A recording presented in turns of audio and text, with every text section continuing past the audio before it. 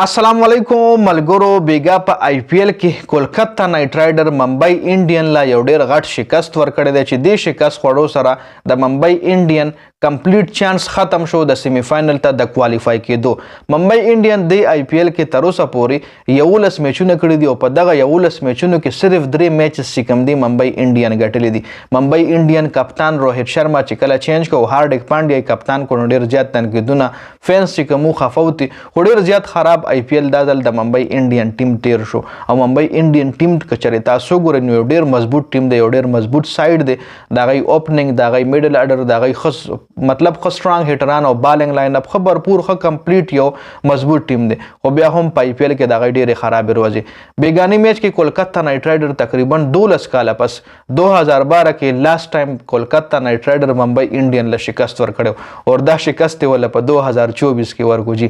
دویم میچ کوم دی کولکتا نایټ رایډر د آی پی ایل په تاریخ کې ممبئی انډین نو غټلو. راځو سکور کارت طرف له تاسو په سکرین باندې ښکاری کولکتا نایټ رایډر رومبنه میچ رومبنه بیټینګ کړی دی چې 169 رنزونه کړي دي لس کډاړیانو ټوټل اوټ شوی یو بال ته هم پاتې شوی 19.5 ورونه وهلي دي جی یو بال ته سپیر شوی پاتې شوی دی جی 169 رنزونه چون کې کم سکور او په دا ګراوند باندې 169 رنزونه ډیفند کول دا د هر چا د واس خبر نه ده او کولکتا نایټ رایډر څنګه ډیفند کړي دی راځي جی فلیپ سالټ چې کوم دی فیل شوی دی 3 بال 15 رنزونه کړي دي سنیل ناراین 8 بال 8 رنزونه کړي تقریبا په 57 رنزونه باندې د کولکتا نایټ رایډر 15 کلاړیان اوټ په 57 رنزونو باندې هغه نه پس بیا کته پارټنرشپ ولګیدو د وینکاتش ایر او د منیش پانډه پارټنرشپ ولګیدو چې سکور ورسېدو. انګریش چې کوم دی د 25 بال 13 رنزونه کړی دي شریاس ایر کپتان چې کوم دی 4 بال چې وینکاتش ایر تاسو ګورئ په 52 بالو 70 رنزونه کړی دي رینکو سنگ فیل شوی دی 8 بال 9 رنزونه منیش پانډه 31 بال 42 رنزونه کړی دي رسل رن اوټ شو چونکه سکور بنور هم زیات شو ځکه 2 بال والی چې کې هم د یو چکاواله یو سنگل کړي 2 بال 7 رنزونه کړی دي رمنډیپ 4 بال 2 رنزونه سٹارک 2 بال 0 ویبو اروڑا 0 بال 0. د ممبئی انډین بالنګ که تاسو ګورئ نو توشارا د سریلانکا بالر دی 4 اور 42 رنزونه 3 وکټ ایکچلی دی بومرا پکې ښه بالنګ کړي سلور اورونو کې 13 رنزونه 3 وکټي کوډزه 2 اورونو کې 24 وکټ نشته هاردیک پانډیا سلور اورونو کې 44 رنزونه 2 وکټي ایکسپنسیو ثابت شوی دی نمندیر 3 اور 25 9 وکټ پیوس چولا چې کوم دی 3 اور 15 رنزونه ورکړي دي او یو وکټ ایکچلی دا اوس که د ممبئی انډین بیټینګ تاسو ګورئ نو سترانګ بیټینګ لاین اپ تر دی خو